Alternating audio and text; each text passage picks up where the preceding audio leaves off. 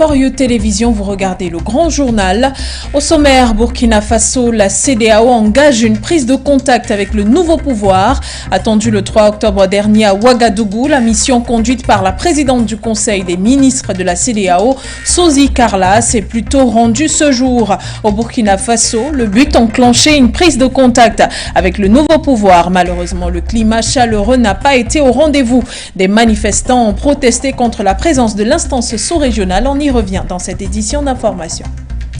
Et toujours au sommaire de ce journal, l'Afrique, crise inflationniste, le continent victime des conflits extérieurs. Kenya, Bénin, Malawi, Guinée, Cameroun, Gabon, pour ne citer que cela, plusieurs pays africains souffrent de l'inflation générale.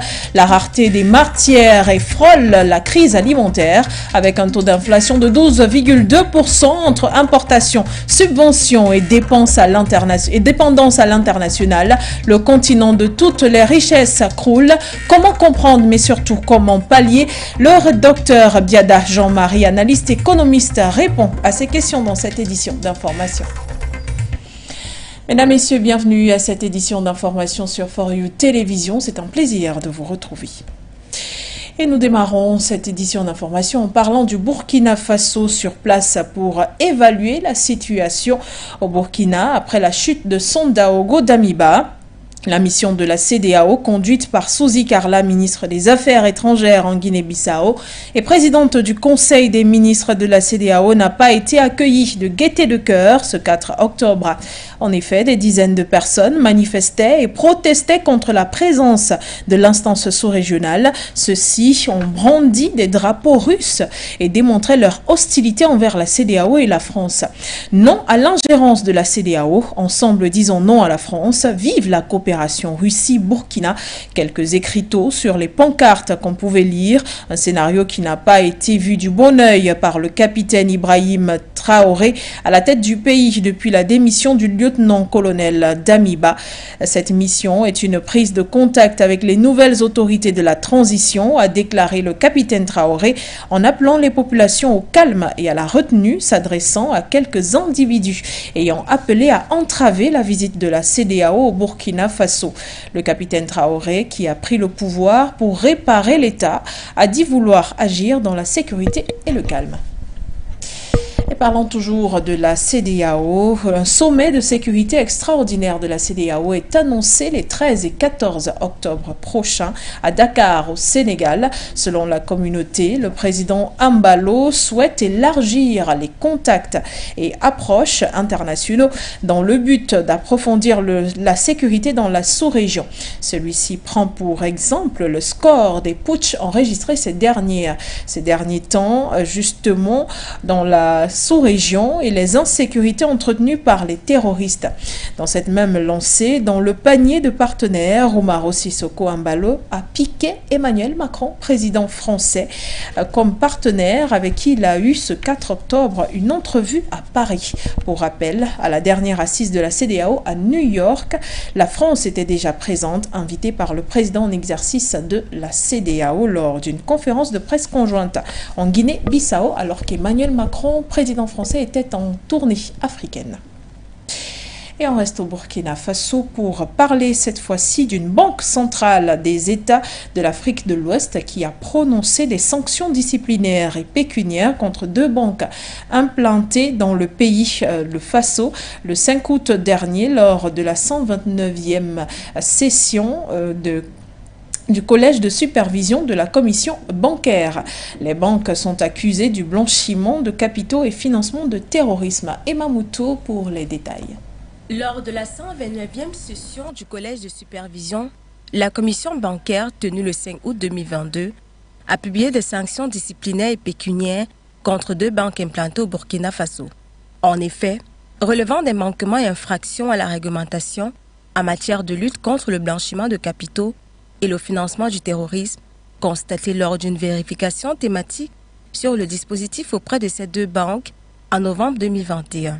La première institution bancaire incriminée a écopé d'une sanction pécuniaire d'un montant de 300 millions de francs CFA au regard des infractions susmentionnées, relevant de la troisième catégorie conformément aux dispositions de l'instruction numéro 006 05 2018 du 16 mai 2018 fixant les modalités d'application des sanctions pécuniaires prononcées par la Commission bancaire de l'Union monétaire ouest-africaine à l'encontre des établissements de crédit de l'Union monétaire ouest-africaine. Il a été demandé à la deuxième banque, dont l'anonymat a été recommandé, de verser un montant respectif de 151 millions de francs CFA au regard des infractions susmentionnées relevant de la troisième catégorie conformément aux dispositions de l'instruction numéro 006-0100-2018 du 16 mai 2018 fixant les modalités d'application des sanctions pécuniaires prononcées par la Commission bancaire de l'Union monétaire ouest-africaine à l'encontre des établissements de crédit de l'Union monétaire ouest-africaine. Il convient de signaler que la Banque des États d'Afrique de l'Ouest n'a pas divulgué l'identité des banques. Entre la Turquie et la Libye, les coopérations s'accentuent. Il s'agit cette fois-ci d'un accord de prospection d'hydrocarbures entre les deux nations, 3 ans après avoir conclu un accord de délimitation maritime. Une haute délégation turque composée de plusieurs ministres s'est déplacée en visite officielle à Tripoli. Les ambitions d'Ankara pour la prospection du pétrole et du gaz se confirment. Nguéné pour plus de détails.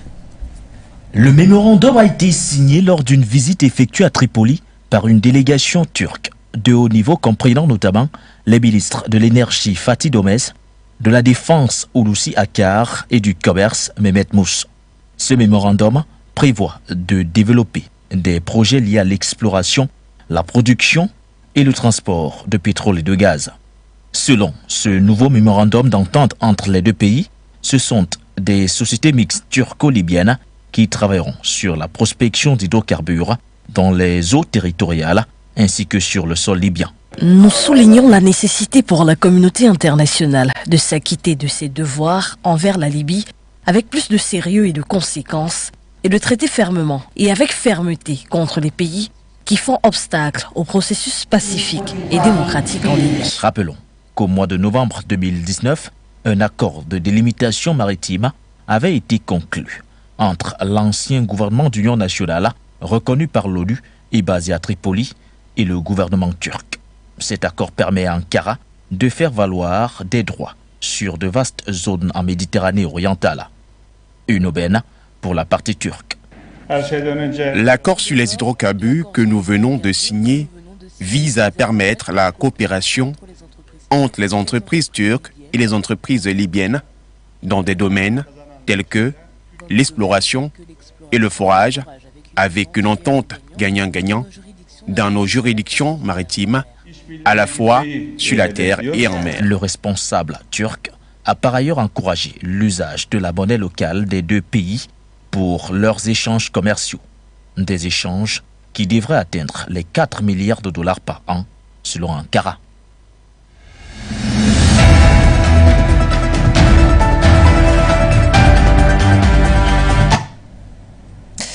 En Afrique, flambée des prix, insécurité alimentaire, rareté des denrées alimentaires, rareté des combustibles, des matières, ralentissement de la croissance économique à 3,8%. L'inflation frôle 12,2% en 2022 et pourrait baisser à 9,6% en 2023 sur le continent. Au moment où la guerre russo-ukrainienne n'est plus qu'un conflit juste entre deux pays, mais mondial, on a vite fait de le pointer du doigt, mais quelles sont réellement les raisons de cette inflation en Afrique?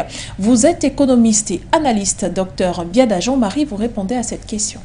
La principale cause des tendances inflationnistes que l'on observe sur les marchés, notamment chez nous en Afrique, tient essentiellement de ce que nous importons, l'essentiel de ce que nous consommons ou utilisons ici, chez nous en Afrique. Parce que j'aurais pu également analyser les choses en m'adossant par exemple sur la crise du Covid. Après le Covid, on n'a pas eu le temps de pouvoir souffler de l'étouffement, du confinement de l'économie qui s'était imposé à nous, que la guerre russo-ukrainienne s'est imposée à nous. Donc, lorsqu'on dégage ces deux éléments-là quand même, pour revenir plus loin, on pourrait se demander, mais est-ce qu'avant la crise russo-ukrainienne, ukrainienne, la situation était meilleure? Est-ce qu'avant le Covid, la situation était meilleure? On finit par se rendre à l'évidence que les tendances inflationnistes, à tout le moins l'inflation, c'est-à-dire l'augmentation généralisée des prix, et sur une longue période sur nos marchés ici chez nous en Afrique, tient simplement de ce que nous importons l'essentiel de ce que nous consommons, donc consommation humaine, ça va dans le ventre,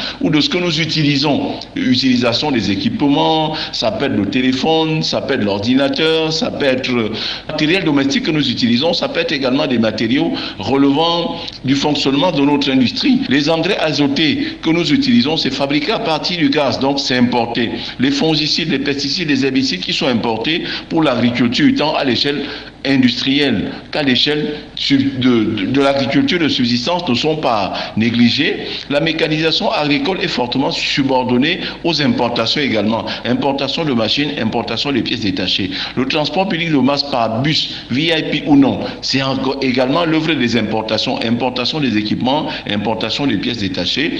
Dans le domaine des BTP, des équipements de vidéosurveillance par exemple ou de sécurité incendie, c'est également l'œuvre des importations. Pour ce qui est des matériaux de construction, la matière première nécessaire pour la fabrication, par exemple, de ce qui est déversé sur le marché, le cas du ciment, c'est le clinker, c'est le gypse, c'est encore importé, mais on se prend quand même à ne pas regretter durablement parce qu'en fait, si on importait également la pouzzolane, le prix du sac de ciment frôlerait facilement les 10 000 francs.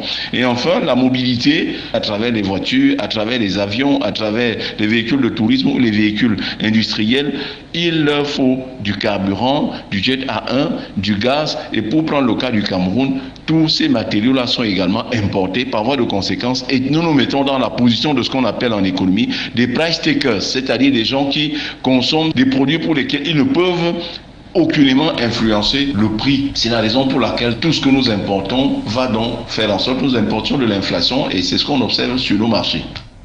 Le continent africain produit et exporte sans transformer. Il n'est pas maître de la fixation des prix des produits qu'il importe. Que faire tout de même pour sortir de cette crise inflationniste, docteur Biada Jean-Marie? Pour sortir de ces tensions inflationnistes, il faut que nous changions notre statut sur le marché international. Sur le marché international, nous sommes considérés comme des price takers. Donc, des gens qui consomment des produits, qui consomment des services pour lesquels ils n'ont aucune influence en matière de fixation des prix. Notre bois part d'ici, ce n'est pas nous qui en fixons le prix. Lorsqu'on a transformé cela en bureau, ce n'est pas nous également qui fixons le prix de ces produits finis. Notre pétrole part ici à l'état brut, ce n'est pas nous qui en fixons le prix. Mais lorsqu'on raffine pour que ça revienne ici, ce n'est pas nous qui fixons le prix de la tonne de gaz. Nous avons certains produits que nous achetons directement à l'étranger. Pour qu'on amène ça pour le cas du Cameroun, nous n'avons pas d'armement maritime, notamment civil. Donc pour transporter la matière première, la marchandise que nous avons achetée à l'international pour le marché camerounais, le fret s'impose à nous. Donc nous n'avons aucune influence sur le coût du fret à l'importation. Lorsque nous nous levons par exemple pour aller acheter le matériel, ou alors le service. Tous ces donneurs d'ordre qui viennent pour nous aider à construire par exemple les stades. Yenigoun par exemple nous a imposé son prix. C'est le Turc. Vous prenez McGill. McGill dit voici, je construis à tel prix. Et quelques instants après, il demande également qu'on apporte des avenants. Ils augmentent à volonté, nous n'avons rien à faire. Donc tant que nous ne changeons pas notre statut de price takers, malheureusement, nous allons nous retrouver à subir donc ces poussées inflationnistes qui généralement sont créées très loin de nous. Mais en tant qu'importateurs, nous importons donc cette inflation-là et par voie de conséquence, notre marché se retrouve pratiquement à la solde de ces augmentations parfois déraisonnées des prix de marchandises que nous pouvons fabriquer localement. Donc il faut que nous changions absolument notre statut sur le marché international. Nous ne sommes plus un price takers, nous deviendrons un price offers, c'est-à-dire quelqu'un qui peut influer sur la fixation des prix. Sinon, nous serons toujours à la solde de ces tensions inflationnistes.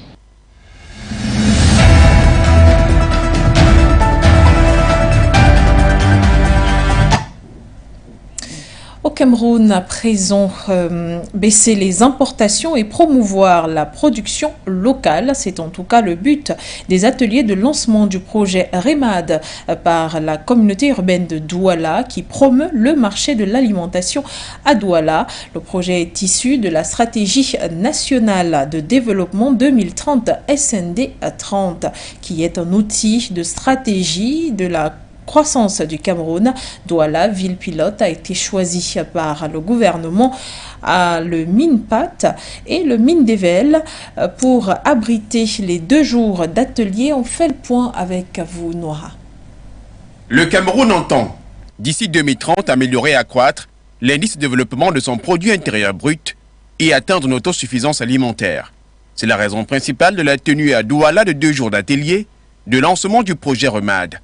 Entendez, reconquête du marché de l'alimentation à Douala, la capitale économique ayant été choisie comme ville pilote au regard de son PIB. Le marché de l'alimentation à Douala, projet REMAD, est, je crois, l'un des plus grands challenges que le gouvernement ait engagé pour mettre en œuvre la stratégie nationale de développement 2030 et faire vraiment une transformation structurelle, c'est-à-dire une transformation des structures de production de notre pays.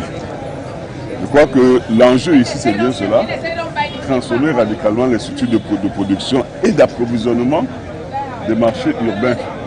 Et Douala a été choisi comme un projet, le centre pilote de ce programme qui fait partie des 30 programmes d'impulsion initiale. Parce que la SND 30 c'est très vaste, donc il y a un certain nombre de programmes qui ont été choisis pour mettre sur les rails la SND 30. L'objectif principal de ce rendez-vous, faire la transformation structurelle de production et d'approvisionnement des marchés urbains. Il est question ici de l'avis du maire de la ville de Nkonsamba d'accorder la place aux agriculteurs en baissant les importations et en promouvant la production locale. Et vous savez que les villes de la périphérie du littoral, en l'occurrence Nkonsamba, offrent beaucoup au marché de l'alimentation à Douala. Vous avez suivi très certainement l'intervention du MINEPAT. Il est question de l'application du SND30, notamment le 2I, où il est question de la transformation structurelle de notre économie. Nous espérons à travers ce projet avoir de la plus-value pour les populations en termes de transformation des produits de l'alimentation.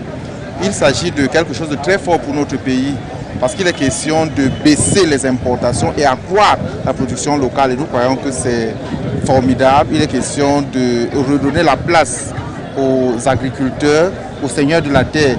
Issu de la stratégie nationale de développement 2030, SND 30, le projet de reconquête du marché de l'alimentation à Douala bénéficie de l'appui du gouvernement à travers le ministère de l'économie, de la planification et de l'aménagement du territoire, le ministère de la décentralisation et du développement local et d'autres structures, à l'instar des communes et villes unies du Cameroun et du fonds d'équipement intercommunal. Ce caractère important est qualifié par le maire de la ville de Douala de véritable challenge à relever. Donc c'est vraiment un challenge extrêmement important. Nous ferons tout pour que ce soit un succès. Nous donnons notre promesse au gouvernement de tout mettre en œuvre pour que ce soit une réussite. Dans les années 1970, le Cameroun se félicitait de son autosuffisance alimentaire. Vivement qu'à travers le projet REMAD, reconquête du marché de l'alimentation à Douala, le pays atteigne à nouveau cette croissance. Et toujours au Cameroun, 200 à 600 000 francs CFA, ce sont les différentes cagnottes mises à la disposition par la mairie de la ville de Douala du docteur Roger Mbassa Diné pour primer les meilleures associations féminines du 2e arrondissement de la ville lors de la cérémonie y afférente, marquant la 12e édition de l'association féminine la plus citoyenne le 30 septembre 2022 au cercle municipal de Douala. 2e cérémonie à laquelle a été le maire de la ville de Douala 2e et de nombreuses associations féminines. Noira était sur le terrain pour nous, son reportage. Promouvoir, primer les associations qui s'engagent d'arrache-pied dans la lutte contre l'insalubrité. C'est l'objectif principal de la cérémonie de remise des prix de la 12e édition de l'association féminine la plus citoyenne de Douala 2e. Répondant à son engagement et à sa promesse tenue lors de la 11e édition, qui était de doubler la mise des meilleurs, où il avait été sollicité comme parrain de l'événement, le maire de la ville, Dr Roger Mbassa Diné, a décidé de primer toutes les associations participantes à cette 12e édition, au total 30. Une satisfaction pour ces femmes. Donc, une fois de plus, on dit merci au maire de la ville pour cette initiative parce qu'il ne cesse de nous accompagner. Il nous a encore promis que davantage, il sera avec nous. Je suis trop contente d'avoir cette prime Je remercie tout le monde. Vous remercie. Le maire du 2e arrondissement, en son tour, n'a pas manqué de saluer les actions et la gratitude du maire de la ville de Douala. Aujourd'hui, nous sommes là pour dire merci au maire de la ville. Merci pour tout ce qu'il fait pour nous encourager. Merci pour tout ce qu'il a déjà fait depuis qu'il est là, pour que les femmes aujourd'hui soient de plus en plus nombreuses et qu'elles soient encore encouragées à travailler davantage. Donc il s'agit plutôt de célébrer le maire de la ville aujourd'hui, de lui dire merci. Maître Denise Fampo a par la suite égrené le long chapelet d'action que l'exécutif communautaire a opéré dans sa circonscription municipale, notamment le revêtement des pavés à Nouvelle-Gonsois, à Bonin-Priso, l'augmentation du fonds d'appui au financement qui est passé de 180 millions en 2021 à 400 millions en cette année. Mais surtout dans le cas précis de la lutte contre l'insalubrité, le maire de la ville de Douala a doublé la cagnotte de 25 millions à 50 millions de francs CFA. Dans ce speech, le maire de la ville a souligné que l'exécutif communautaire a pour mission de tout mettre en œuvre pour que Douala soit un lieu où il fait bon vivre et chacun s'y plaise. Et en sa qualité de premier magistrat de la ville de Douala, il s'est engagé à accompagner et à apporter du sien dans l'amélioration du quotidien des Doualais. Le Dr Roger Mbassadine a profité de l'occasion de réitérer l'engagement de la communauté urbaine de Douala. En ce jour où 30 associations de femmes citoyennes votent la lumière pour la récompense des plus méritantes, je voudrais solennellement réitérer l'engagement des exécutifs communautaires à être près d'elles pour l'amélioration du cadre de vie des populations de cet arrondissement.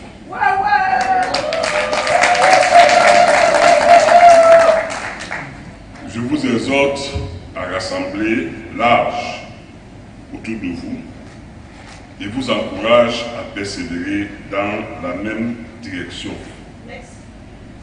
Je suis en droit d'être fier de vous et de vous accompagner car vous le méritez très bien.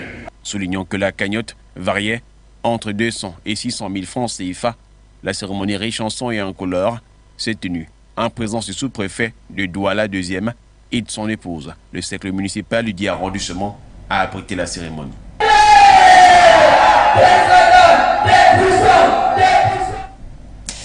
Et en République démocratique du Congo, le Palais du Peuple abrite depuis le 3 octobre dernier la pré-COP 27 en prélude à la grande conférence de l'ONU sur le changement climatique de novembre prochain. L'Afrique, une fois de plus, entend profiter de cette assise mondiale pour interpeller les pays riches et responsables de pollution de mettre les mains à la poche pour les pertes et préjudices que subissent les pays africains à cause du changement climatique. Kouetio a suivi pour nous cette actualité sans reportage. Un mois avant la tenue de la COP27 en Égypte, la ville de Kinshasa en République démocratique du Congo abrite depuis le 3 octobre la pré-COP, une réunion préparatoire à la grande conférence annuelle sur le climat et qui permet de faire le point sur les avancées possibles et les blocages à craindre lors de la conférence de l'ONU sur le changement climatique prévue à Sharm el-Sheikh du 6 au 18 novembre 2022. Une cinquantaine de pays ont pris part à cette pré-COP représentés par leur ministre de l'Environnement ou autres représentants, comme la présence très remarquée de John Kerry, l'envoyé spécial américain pour le climat. Les discussions durant les 2 jours de pré-COP vont porter sur les thèmes de l'adaptation au changement climatique et la question des pertes et préjudices. Que les échanges s'étendront sur les cas de force majeure, suite auxquels certains pays européens sont retournés à l'usage des sources d'énergie polluantes. Ils avaient préalablement banni, afin d'éviter à leur peuple les conséquences incalculables d'un déficit en énergie que leur a imposé notamment la guerre en Ukraine. Les pays riches, en effet, devraient aussi se voir rappeler, comme durant la tenue de la récente Assemblée générale de l'ONU, de respecter leur engagement de porter à 100 milliards de dollars par an leur aide aux pays en développement pour leur permettre de lutter contre le réchauffement climatique. L'Afrique se trouve dans une situation de dilemme. Alors que nous sommes responsables seulement de 4% des émissions mondiales de gaz à effet de serre. Que faire dans ces circonstances? Exploiter nos ressources et nourrir nos enfants et petits-enfants, ou contempler ces ressources en laissant mourir nos enfants et nos petits-enfants de faim? Les pays riches étant souvent les plus gros émetteurs de gaz